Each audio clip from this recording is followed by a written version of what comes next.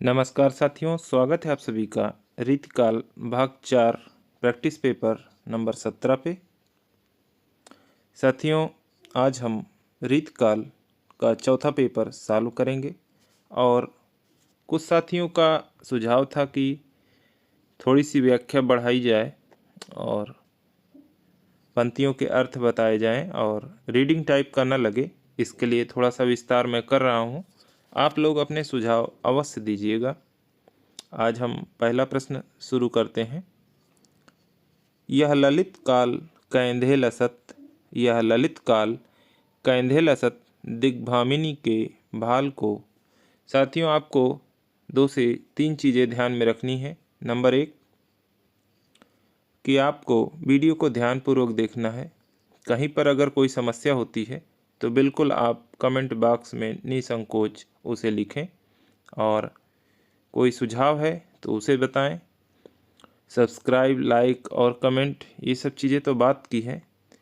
सबसे पहले ये है कि मैं आपको विश्वास दिलाता हूँ कि परीक्षा से पहले सारे टॉपिक पर आधारित सभी टेस्ट मैं पूरे करवा दूंगा। 100 से अधिक टेस्टों की मेरी योजना है और ये आपको परीक्षा से पहले मैं पूरा करवा दूंगा, ऐसा मेरा वादा है। आइए शुरू करते हैं। यह ललित काल कैंधे लसत दिग्भामिनी के भाल को, यह पंक्ति किस कवि की है? मोतीराम गणानंद बिहारी केशव। तो ये पंक्ति तो बिहारी की है, परंतु इसका अर्थ यह है, यह ललित काल, यह सुंदर युग, दिशा कैंधे लसत दिग्भामिनी के भाल को, यह सुंदर युग दिशा मोहिनी स्त्री के माथे को सुशोभित करता है। बीच का मुक्तक काव्य है, मुक्तक छंद है और इसलिए यहाँ पर व्याख्या कितनी भी कर ली जाए तो आपको कहानी रूप में समझ में नहीं आएगा। हालांकि इसका अर्थ मैंने बता दिया है आपके अनुरोध पे।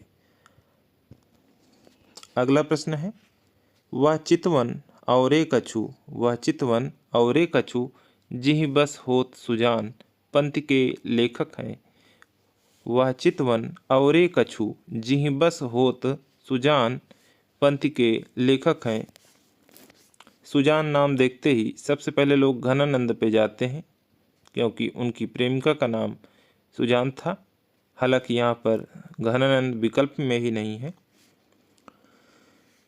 तो इसका अर्थ यह है कि वह दृष्टि ही कुछ और है जिसमें चतुर भी मोहित हो जाता है। सही विकल्प है बिहारी लाल। ये बिहारी लाल की पंक्ति है। मेरा सुझाव है कि आप पंक्तियों को थोड़ा सा समझ के नहीं याद करके चलें, क्योंकि वहाँ पर आपको पंक्ति लिखी होगी और उत्तर बताना होगा। तीसरा प्रश्न है, रनित भृंग घंटावली झरति दान मधुनीर। रनित भृंग घंटावली झरति दान मधुनीर इस पंक्ति में किस ऋतु का वर्णन है? वर्षा, शरद, बसंत, ग्रीष्म। झरत दान मधुनीर सही विकल्प है। ये बसंत ऋतु का वर्णन किया गया है। कई चीज़ों के मतलब ना ही जाने जाएं तो ज़्यादा बेहतर है। चौथा प्रश्न है, इंद्र जिमि जंभ पर बाड़व सुअंभ पर पंक्ति किस ग्रंथ से ली गई है? रीतिकाल में कई पंक्तियों का आशय कई बार बताने लायक नहीं होता है, इसलिए स्वयं से ही उसे जानने का प्रयास करें। ये पंक्ति है, इंद्र जिमि जंभ पर बाड़व सुअंभ पर रावण सदंभ पर रघुकुल राज है। पवन वारिवाह पर शंभु रतिनाह पर ज्यों सहस्र बाह पर राम दविराज है। शिवा बावनी, छत्रसाल दशक, शिवराज भूषण, दूषण उल्लास, ये सभी पंक्तियाँ, सभी रचनाएं भूषण की हैं। शिवा बावनी में शिवाजी की प्रशंसा है। ये पंक्ति किस ग्रंथ से ली गई है? तो शिवराज भूषण से ली गई है। सही विकल्प है तीसरा। शिवा बावनी में शिवाजी की प्रशंसा है। छत्रसाल दशक, इसमें 10 ही छंद हैं, 10 पद्यों की रचना है, बहुत ही छोटी रचना है। दूषण उल्लास भी भूषण की रचना है। ये तो बचपन से हम लोग पढ़ते चले आ रहे हैं। 5वां प्रश्न है, बतरस लालच लाल की मुरली धरी लुकाय, सौंह करे भवन हंसे, देन कहे नटी जाए। यह काव्य पंक्ति किसकी है? यह पंक्ति किस कवि की है? तो सही विकल्प है बिहारी लाल। बिहारी की यह पंक्ति है, बतरस लालच लाल की मुरली धरी लुकाय, सौंह करे भवन हंसे, देन कहे नटी जाए।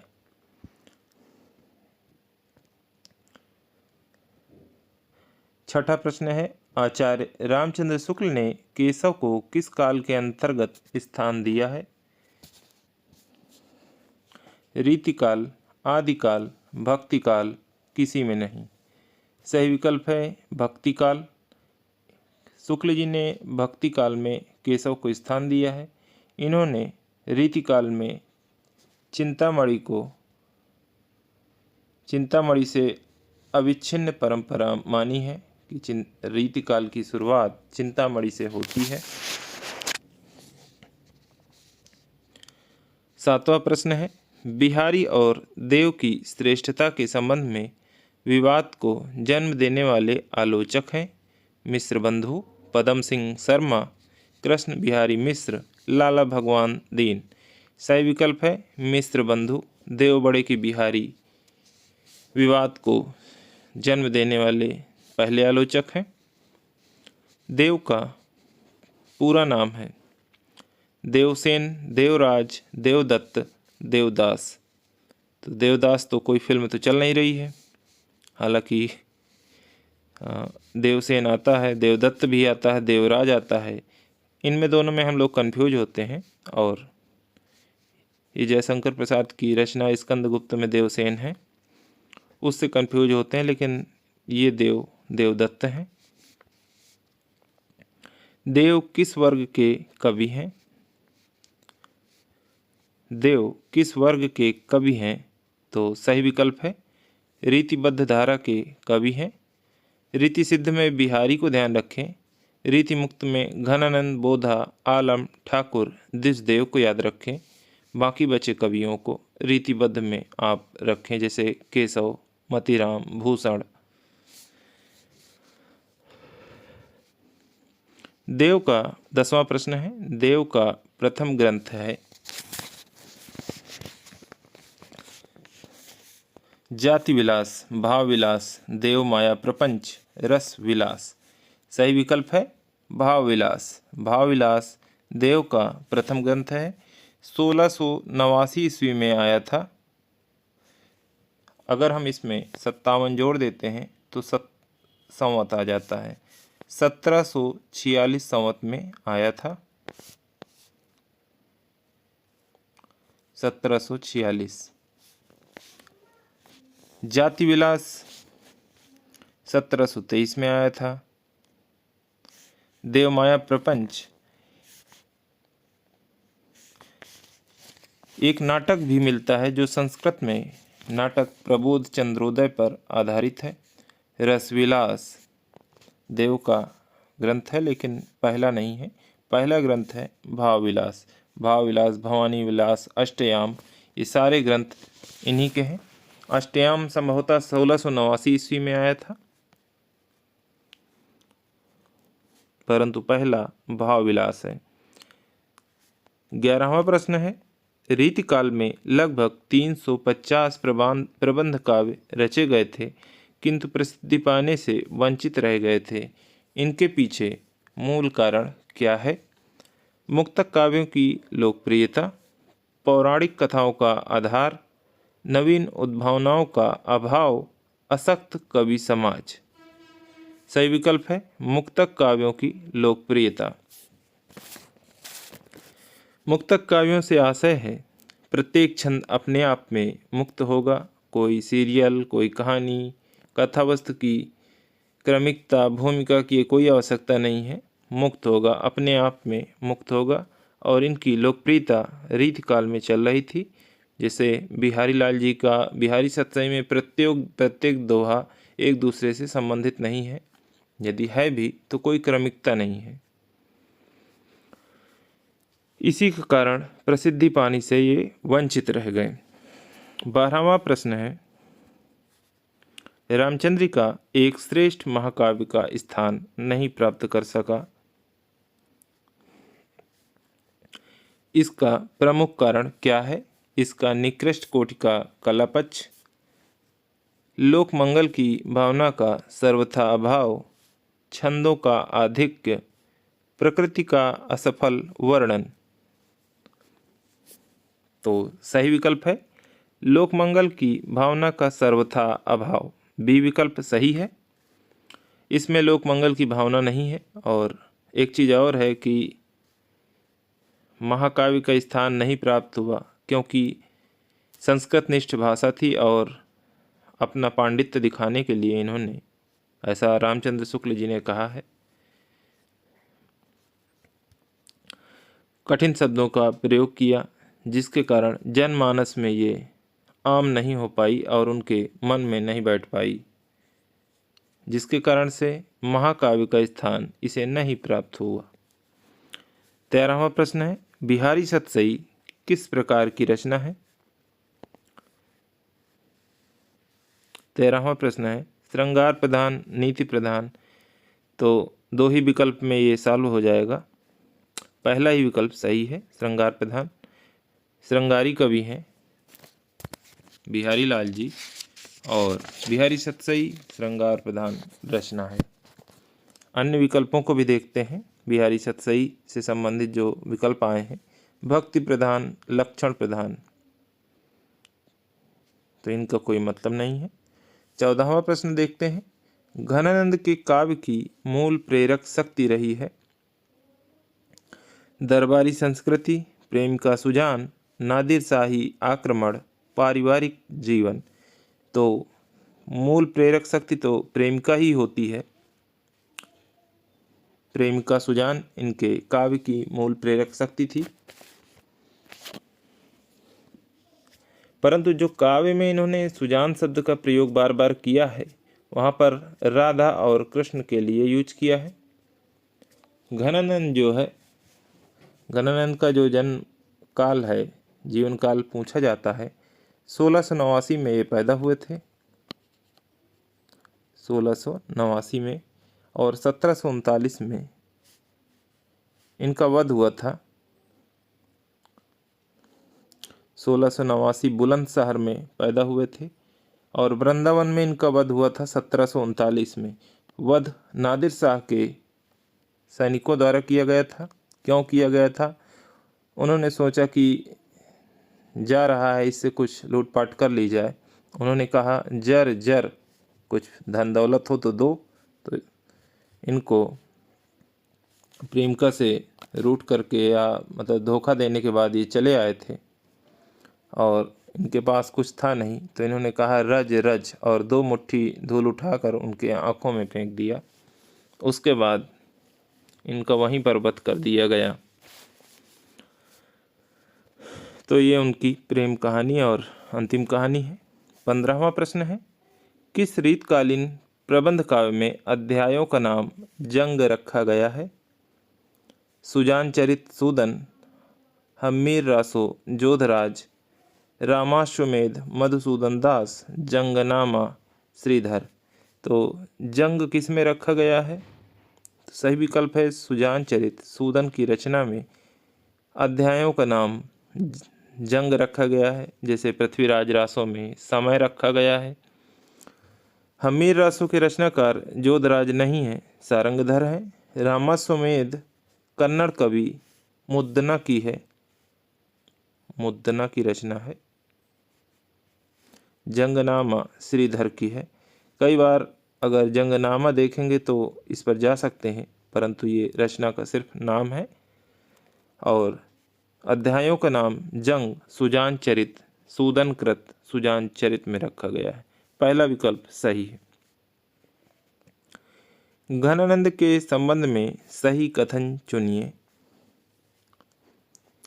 घनानंद प्रेम की यातना के कवि हैं, बिल्कुल सही बात है। प्रेम का ऐसा आवेग न ठाकुर में है और न बोधा में।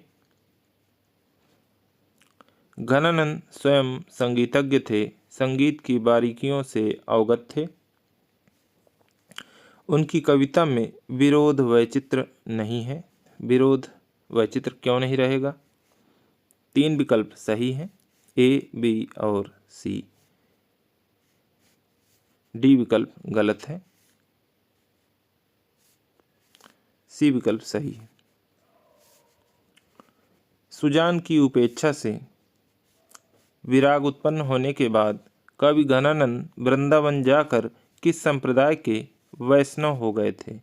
सुजान की उपेक्षा से विराग उत्पन्न, जब उपेक्षा किया पत्नी ने या प्रेमिका ने, अपमान कर दिया तो उन्हें विराग हो गया और वो वृंदावन चले गए। वहाँ पर किस संप्रदाय के वैष्णव हो गए, यही पूछा गया है। वल्लभ संप्रदाय के, निम्बार्क संप्रदाय के, सखी संप्रदाय के या राधा वल्लभ संप्रदाय के? सही विकल्प है निम्बार्क संप्रदाय के, बी विकल्प सही है।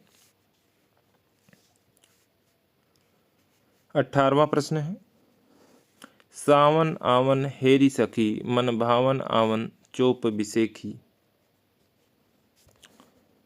आगे क्या है? छाए कहूँ घनानंद जानी, छाए कहूँ घनानंद जानी, सम्हारी के ठौर लय भूल निलेखी, बूंदे लगे सब अंग दगए, उल्टी गति आपनी पापनी देखी, पौन सुजागति आगी सुनी, पै पानी त लागत आँखें न देखी। इस सवैया में विरहिणी नायिका की किस मना स्थिति का चित्रण हुआ है? अगर थोड़ा सा शब्दों को तोड़ना और जोड़ना आप जान जाएंगे तो आपको बहुत ही बेहतर होगा कि आप उसका अर्थ निकाल के मना स्थितियों को आप समझ सकते हैं। सावन आवन हेरी सखी, मन भावन आवन चोप बिसेखी। हे मित्र, हे सखी, सावन का आगमन हो रहा है, वर्षा ऋतु आ रही है। उसकी मन भावन आवन चोप बिसेखी, उसकी उत्सुकता से प्रतीक्षा करो, क्योंकि मेरे प्रीतम का आगमन अपार हर्ष और खुशी लेकर आता है। अगली पंक्ति है, छाए कहूँ घनानंद जानी, सम्हारी के ठौर लय भूल निलेखी। घनानंद को जानकर छाया कहाँ पाऊँ, घनानंद को जानकर छाया कहाँ पाऊँ, मैं खोया हूँ स्मृतियों में आश्रय लेता हूँ। ठौर का मतलब आश्रय, कहेंगे किसी का ठौर ठिकाना नहीं है, ठौर का मतलब आश्रय। बूंदे लगे सब अंग दगे, उल्टी गति आपन पापनी देखी। वर्षा के स्पर्श में, वर्षा के जो बूंदे हैं जब अंग से लगती हैं तो हर अंग जल उठता है। मैं अपने पापों का उल्टा क्रम देख रहा हूँ, अपने पापों का आपनी पापनी देखी, उल्टी गति देख रहा हूँ। पौन सुजगति आग सुनी, मैंने सुना है कि आग हवा से जलती है। पर पानी ते आग लागती आँखें ने देखी, पर पानी से आग लगते हुए मैंने आँखों से देखा है। इसमें क्या है? विकल्पों को देखिए अब। पुलक, मार्मिक स्थिति, रोमांच, संकोच। सही विकल्प है मार्मिक स्थिति। विरह में प्रेमिका पति के वियोग में है और दर्द, पीड़ा तथा अपने पापों के एहसासों को व्यक्त करती है। कवि सांत्वना की तलाश में है, लेकिन खुद को यादों में खोया हुआ पाता है। वह पानी के साथ आग के जलने की असामान्य घटना का वर्णन करता है, जो उसके जलने की असामान्य घटना का वर्णन करती है। यहाँ पर विरोधाभास अलंकार भी है कि पानी से आग जल रही है, हवा से नहीं। हवा से जलने को तो उन्होंने सुना ही था अभी तक। 19वां प्रश्न है, घनानंद की स्वच्छंदता उनके बिंब विधान, भाषा प्रयोग और प्रेम की मना स्थितियों के चित्रण में सर्वत्र दिखाई देती है। ये कथन किसका है? जो लंबे कथन है बिल्कुल 2 से 3 बार पढ़ें। घनानंद की स्वच्छंदता उनके बिंब विधान, भाषा प्रयोग और प्रेम की मना स्थितियों के चित्रण में सर्वत्र दिखाई देती है। कथन किसका है? रामचंद्र शुक्ल, हजारी प्रसाद द्विवेदी, रामस्वरूप चतुर्वेदी, विश्वनाथ प्रसाद मिश्र। सही विकल्प है रामस्वरूप चतुर्वेदी। सी विकल्प सही है। नायिका भेद की सबसे पुरानी पुस्तक कौन है? नायिका भेद की सबसे पुरानी पुस्तक कौन है? हितरंगड़ी, रसमंजरी, व्यंग्यार्थ कौमुदी, कर्णाभरण। तो हितरंगड़ी इसका सही विकल्प है, जो कि कृपाराम द्वारा लिखित है। कृपाराम की हितरंगड़ी। साहित्य इतिहास लेखन में मैंने खूब बताया है, आदिकाल का पहला पेपर, टेस्ट पेपर वही था। जिन साथियों ने आदिकाल नहीं पढ़ा है वो ज़रूर जाकर आदिकाल पर अध्ययन करें, और जिन साथियों ने रामबाण नोट्स का अध्ययन नहीं किया वो ज़रूर पढ़ें। 80% प्रश्न आपको वहीं से मिलेंगे। रसमंजरी भानुदत्त की है और नंददास दोनों की है, दोनों ने लिखा है, भानुदत्त और नंददास ने। व्यंग्यार्थ कौमुदी के लेखक हैं राम नरेश त्रिपाठी। कर्णाभरण गोविंद की है, गोविंद की है। अगर आपको रचनाएं लिखनी है तो लिख सकते हैं आप, बिल्कुल आप नोट्स बना लीजिए, पेपर वाइज आप लिख सकते हैं। कर्णाभरण एक अलंकार संबंधी ग्रंथ है, अलंकार संबंधी ग्रंथ, अलंकार ग्रंथ।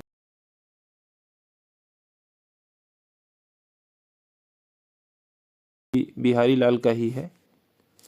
इत आवत चली जात चली छसातक हाथ। इत आवत चली जात चली छसातक हाथ। कितना अतिशयोक्ति भरा वर्णन है। ये बिहारी की पंक्ति है। नायिका इतनी पतली है, इसका अर्थ है कि नायिका इतनी पतली है कि जब वह आती है तो जाती हुई प्रतीत होती है, और जब जाती है तो आती हुई प्रतीत होती है, और उसकी कमर इतनी पतली है कि 6-7 अंगुल की ही लगती है। ये इसका मतलब है। 22वां प्रश्न है, फागु की भीर अभीरन में गई गोविंद लई गई भीतर गोरी। पंथ के रचनाकार हैं बिहारी, पद्माकर, मतीराम, घनानंद। सही विकल्प है पद्माकर। बी विकल्प सही है। इसका अर्थ ये है कि अभीर का अर्थ है अहीर, ग्वाल, ग्वाल जो नहीं होते हैं उनसे लिया गया है। फाग, फाग मतलब होली, भीड़ मतलब भीड़, गही गोविंद। भीतर गोरी, गही मतलब जाना, ले जाना, गोरी मतलब गोरी लड़की। होली के दौरान एक गोरी चमड़ी वाली लड़की को होली के रंग के साथ खेलते हुए ग्वालों द्वारा खेल खेल में अंदर ले जाना, ऐसा इसका मतलब है। पद्माकर की पंक्ति है। 23वां प्रश्न है, डार द्रुम पालना बिछौना नव पल्लव के सुमन झंगूला सोहे तन छवि भारी दे। डार द्रुम पालना बिछौना नव पल्लव के सुमन झंगूला सोहे तन छवि भारी दे।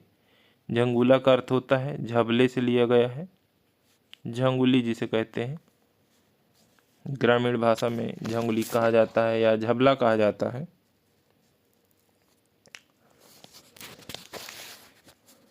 डार द्रुम पालना, बसंत ऋतु में पेड़ों की डालियां बिछौने बन गई हैं और नए पत्ते बिछौने बन गए हैं। फूलों का झबला उस पर बहुत अच्छा लग रहा है। पंक्ति किसकी है? 23वां प्रश्न है। भिखारी दास, देव, सेनापति, रसलीन। सही विकल्प है देव की पंक्ति है। बी विकल्प सही है। 24वां प्रश्न है, क्यों इन आखिन सो निहसंक है, मोहन को तन पानी पीजय। पंथ के रचनाकार हैं मतिराम भूषण पद्माकर घनानंद।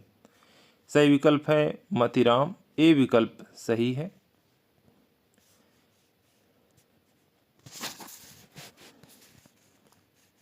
इन पंक्तियों का अर्थ ये है, बच्चे की आंखों में कृष्ण मोहन के प्रति इतना प्रेम है, इतना प्यार है कि वह उसके तन के पानी को पी जाना चाहता है, परंतु पिएगा तो इसमें उसकी इंसल्ट हो जाएगी या अपमान हो जाएगा, ऐसा कह सकते हैं।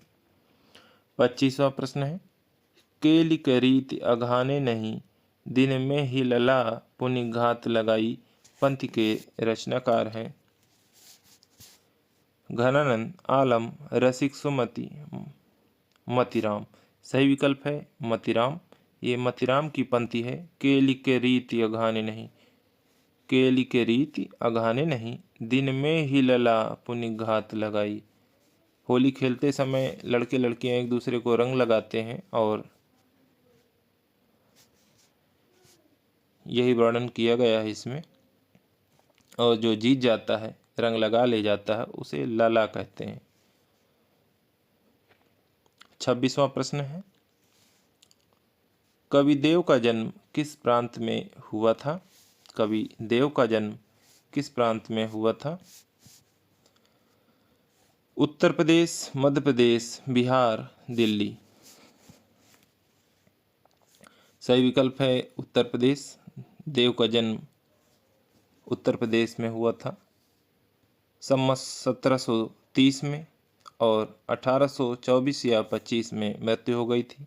ये इटावा के सनाढ़ ब्राह्मण थे। 34वां छल नामक संचारी भाव की इन्होंने कल्पना की है। 34वां जो संचारी भाव है छल, वो इन्हीं की देन है। मध्य प्रदेश सागर में जन्म हुआ है किसका? पद्माकर का। पूछा जाता है कि पद्माकर का जन्म कहाँ हुआ था, तो मध्य प्रदेश के सागर में हुआ था। 27वां प्रश्न है, रीतिकाल के किस कवि ने सर्वाधिक ग्रंथ लिखे हैं?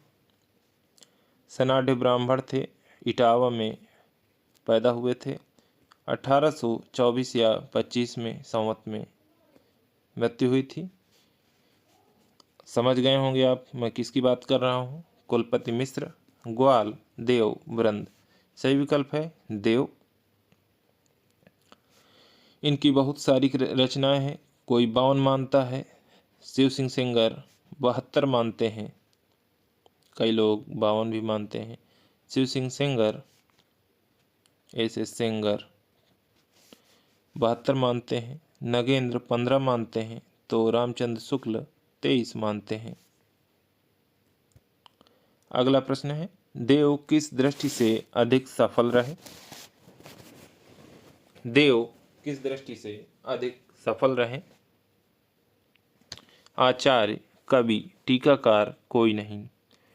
तो कवि के रूप में ये ज़्यादा सफल रहे, बी विकल्प सही है।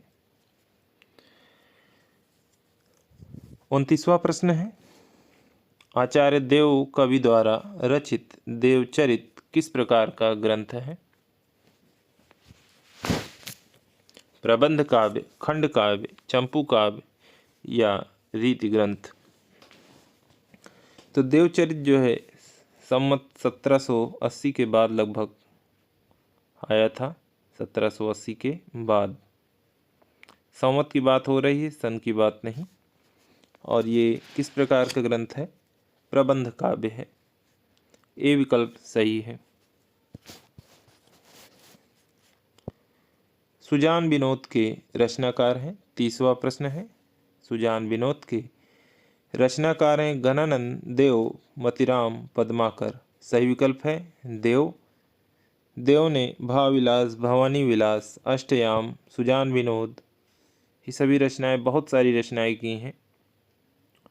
कोई 52 तो कोई 42, शुक्ल जी 23 और डॉक्टर नगेंद्र 15 मानते हैं। पद्माकर की को कविराज शिरोमणि, पद्माकर की बात होगी तो कविराज शिरोमणि की उपाधि दी गई थी इन्हें। शिरोमणि। निम्नलिखित में से कौन राष्ट्रीय कवि है?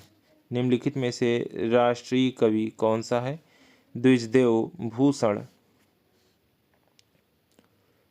सूदन लाल। द्विजदेव भूषण सूदन लाल सही विकल्प है यहाँ पे भूषण। ये रीतिकाल के राष्ट्र कवि कहे जाते हैं, वीर रस के कवि हैं, वीर रस के।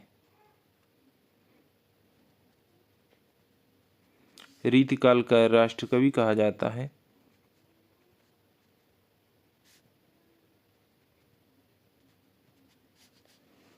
और इनका जन्म 1613 में और मृत्यु 1715 में हुई।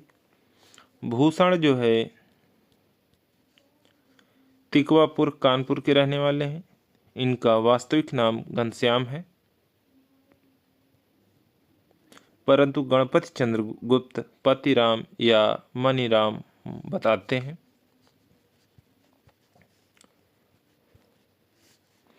अगला प्रश्न देखते हैं। कठिन काव्य का प्रेत किसे कहा जाता है? कठिन काव्य का प्रेत किसे कहा जाता है? केशवदास को कहा जाता है। कबीर बिहारी मतीराम का कोई मतलब नहीं है। बी विकल्प सही है। और कहा किसने है? तो रामचंद्र शुक्ल जी ने कहा है। वहीं पर कठिन गद्य का प्रेत अगर पूछा जाए तो सच्चिदानंद हीरानंद वात्सायन अज्ञेय जी को कहा जाता है। 33वां प्रश्न है। बूंदी नरेश महाराज भाव सिंह का आश्रित कवि निम्नलिखित में से कौन सा है? बिहारी, ठाकुर, बोधा, मतीराम। तो बूंदी नरेश, बूंदी राजस्थान में पड़ता है। बूंदी वो लड्डू वाली नहीं कि लड्डू के राजा हो जाए, तो ऐसा नहीं है। मतीराम सही विकल्प है। मतीराम महाराज भाव सिंह के आश्रित थे। ठाकुर की, बिहारी की तो रचना बिहारी सतसई सभी लोग जानते हैं। ठाकुर की रचनाएं दो मिलती हैं, ठाकुर ठासक और ठाकुर शतक, 3 ठाकुर मिलते हैं। बोधा की प्रेयसी का नाम पूछा जाता है, तो सुजान घनानंद वाली के चक्कर में हम बोधा की प्रेयसी की बात ही नहीं कर पाए। इनकी प्रेयसी का नाम सुभान है। पता नहीं क्या ट्रेंड चल रहा था, सुभान। इनकी रचनाएं हैं इश्क नामा, विरह बारिश, जिनके लिए जाने जाते हैं। परंतु जो प्रश्न था वो ये कि महाराज भाव सिंह का आश्रित कवि कौन है? मतीराम। 34वां प्रश्न है। रामचंद्रिका किस दृष्टि से अनूठी है? रामचंद्रिका किस दृष्टि से अनूठी है? अभिव्यक्ति, सजीव वर्णन, संवाद शैली, कठिन भाषा। तो अनूठी कठिन भाषा को लेकर तो नहीं रहती, संवाद शैली को लेकर है। संवाद शैली ऐसी है, उसी के नाम पर ये अनूठी है। 35वां प्रश्न है। रीतिकाल के अगर आपने अभी तक 3 पेपर नहीं पढ़े हैं तो जाकर पढ़ लीजिए। और ये प्रश्न पहले भी आया है, मैंने वहाँ पर इसकी ट्रिक भी बताई थी कि इसे कैसे याद रखना है। यह प्रेम को पंथ कराल महा, तलवार की धार पे धावनो है नामक प्रसिद्ध काव्य पंक्ति किस रीति मुक्त कवि की है? बोधा, ठाकुर, घनानंद, द्विजदेव। सही विकल्प है बोधा। धा और धावनो, धार, धा कुछ ज़्यादा नहीं, धा हो गया, तो ए विकल्प सही है। रीतिमुक्त श्रृंगारी कवि नहीं है। रीतिमुक्त श्रृंगारी कवि नहीं है। सेनापति, द्विजदेव, आलम, ठाकुर। तो श्रृंगारी कवि नहीं है। कौन नहीं है? जो प्रकृति वर्णन करेंगे। कौन करेगा? सेनापति किए हैं, खुद प्रकृति वर्णन किया है इन्होंने। नीति कवि दीनदयाल, 37वां प्रश्न है। नीति कवि दीनदयाल गिरि की रचना नहीं है। अनुराग बाग, वैराग्य दिनेश, विश्वनाथ, नवरत्न, छत्रप्रकाश।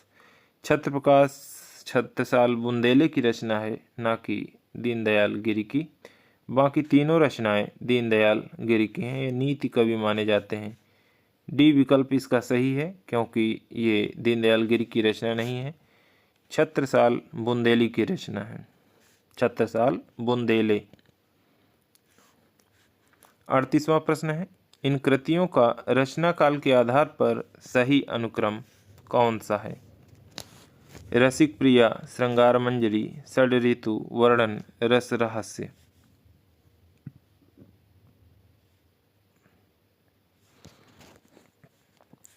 तो रसिक प्रिया आई थी 1591 में,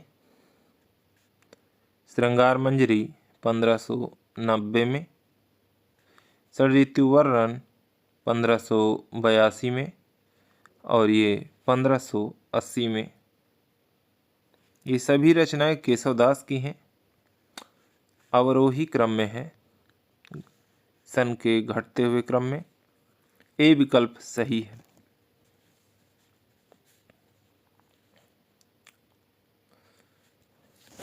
निम्नलिखित कृतियों को उनके कवि आचार्यों के साथ सुमेलित कीजिए।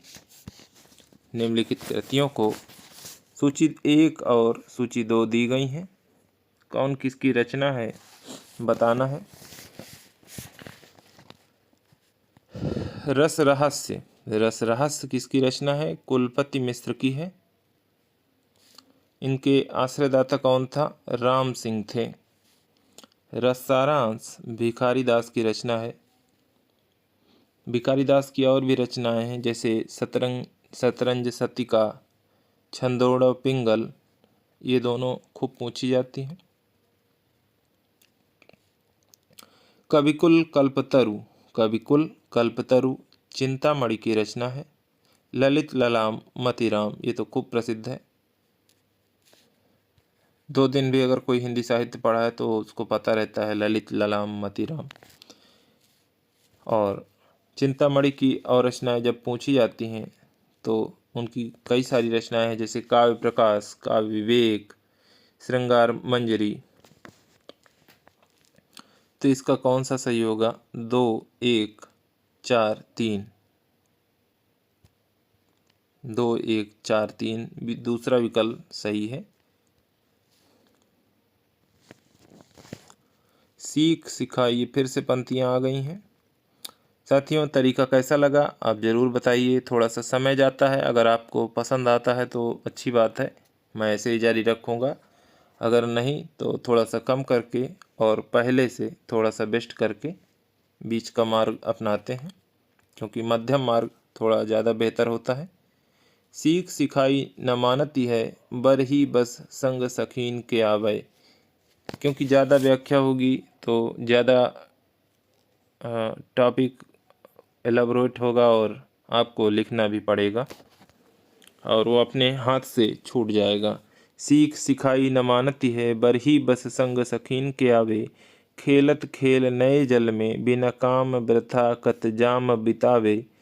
छाड़ी के साथ सहेलिन को, रही के कही कौन सवाद ही पावे।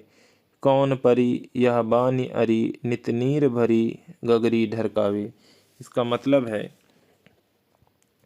पहले प्रश्न को पढ़ लेते हैं। इस सवैया में नायिका की सखी का कौन सा व्यक्त भाव, नायिका की सखी का कौन सा भाव व्यक्त हुआ है? अनुराग, क्रोध, उपालम, ईर्ष्या।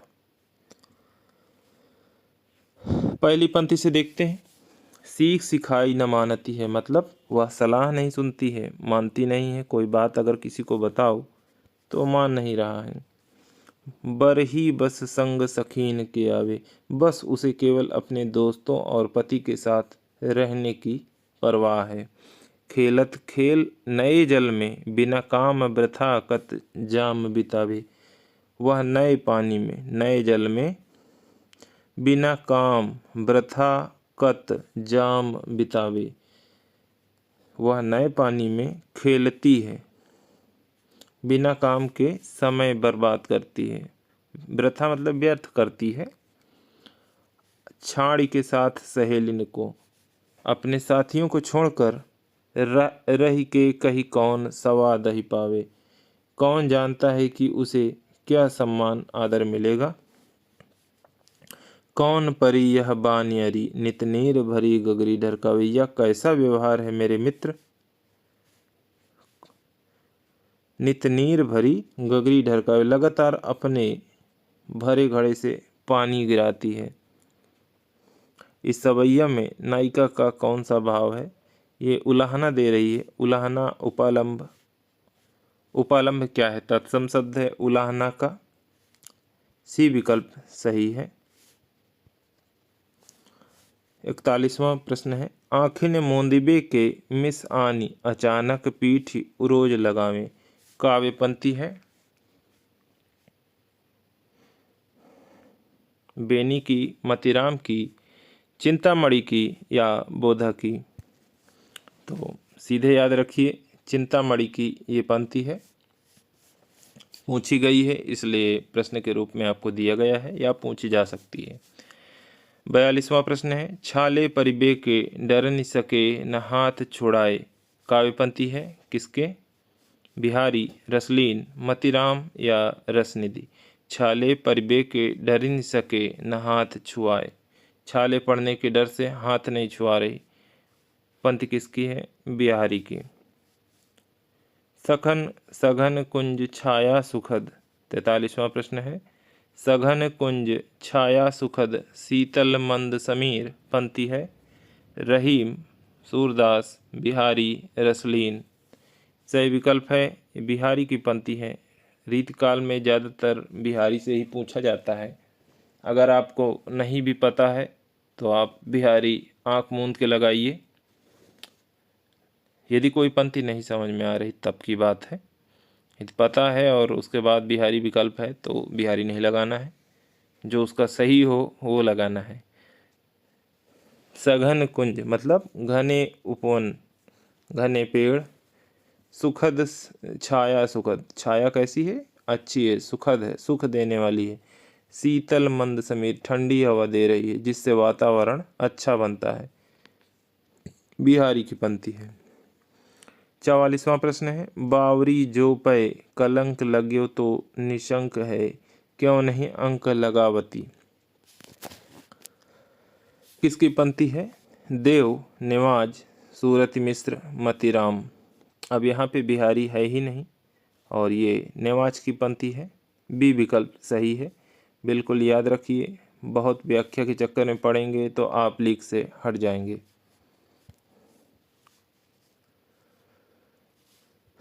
45वां प्रश्न है, बड़े बड़े नैनन सो आंसू भरी भरी ढरी, गोरो गोरो मुख आज ओरो सो बिलानो जात। पंथ किसकी है? बड़े बड़े नैनन सो आंसू भरी भरी ढरी, गोरो गोरो मुख आज ओरो सो बिलानो जात। श्रीपति, श्रीधर, घनानंद, देव। देव की पंक्ति है। डी विकल्प सही है। चिंतामणि द्वारा रचित प्रबंध काव्य है कृष्णचरित, काव्य प्रकाश, श्रृंगार मंजरी, रसविलास। चिंतामणि कहाँ के रहने वाले थे? तिकुवापुर, कानपुर के। और भी इनके 3 भाई थे, भूषण, मतीराम, जटाशंकर। चिंतामणि के ही भाई थे भूषण, मतीराम, इनको तो आप खूब सुनते हैं, लेकिन जटाशंकर एक भाई थे, उनका नाम बहुत कम, केवल स्मृति बनाने के लिए और परीक्षा में प्रश्न सही करने के लिए आप जान लीजिए।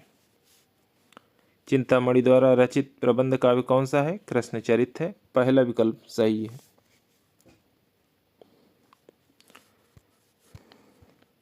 47वां प्रश्न है, चिंतामणि का सर्वाधिक प्रसिद्ध ग्रंथ है रसविलास, काव्य विवेक, कविकुल, कल्पतरु, छंद विचार। तो सही विकल्प है कविकुल कल्पतरु सर्वाधिक प्रसिद्ध ग्रंथ है। इसमें काव्य के दशांगों का वर्णन हुआ है। काव्य के 10 दशांगों का वर्णन हुआ है। चिंतामणि त्रिपाठी के आश्रयदाता थे शाहजी भोसले, दारा सिकोह, शाहजहां, उपरिक्त सभी। तो ये सभी के आश्रय में रहे हैं। और भी 1-2 लोग हैं, आगे प्रश्न आएंगे तो आपको बता दिया जाएगा। चिंतामणि का भाई कौन नहीं है? लीजिए प्रश्न भी आ गया। भूषण, मतीराम, रत्नाकर जटाशंकर। तो रत्नाकर नहीं, ये जटाशंकर हैं। सी विकल्प गलत है, इसलिए ये सही है। चिंतामणि आते हैं, चिंतामणि आते हैं सर्वांग निरूपक की श्रेणी में, विशिष्टांग निरूपक की श्रेणी में, छंदो निरूपक की श्रेणी में, रस निरूपक की श्रेणी में। तो सर्वांग निरूपक में रस, छंद, अलंकार, जिस पर इन्होंने सभी पर आधारित रचनाएं की हैं, इसलिए सर्वांग निरूपक के अंतर्गत आते हैं। रस विलास रस पर आधारित है, रस विलास। छंद विचार पिंगल, और एक है इनकी कविकुल कल्पतरु, सर्वाधिक प्रसिद्ध है कविकुल कल्पतरु। एक श्रृंगार मंजरी है। ये रस, छंद, अलंकार सभी पर आधारित रचनाएं इन्होंने लिखी है, इसलिए काव्य के सभी अंगों पर रचना की है, सर्वांग निरूपक, इसीलिए इन्हें सर्वांग निरूपक श्रेणी में रखा गया है। रामचंद्र शुक्ल ने चिंतामणि को काव्य के चिंतामणि ने काव्य के सब अंगों पर ग्रंथ लिखे हैं। रामचंद्र शुक्ल का ऐसा कथन भी मिलता है, अभी आगे प्रश्नों में आएगा तो बता दिया जाएगा। अगला प्रश्न है 51वां नंबर। निम्नलिखित में से कौन सा कवि रीतिबद्ध नहीं है? केशव, भिखारीदास, चिंतामणि, बिहारी। तो रीतिबद्ध नहीं है मतलब रीतिबद्ध के अलावा और कुछ होगा। 51वां प्रश्न, बिल्कुल आप इसको कमेंट बॉक्स में बताइए। आज के लिए साथियों इतना ही, और कैसी लगी आज की क्लास ज़रूर बताएं। थोड़ा लंबी खिंच गई 85 प्रश्नों में, तो जैसी आपकी प्रतिक्रिया हो बताएं, हम वैसे जारी रखेंगे। बहुत बहुत धन्यवाद। नमस्कार साथियों।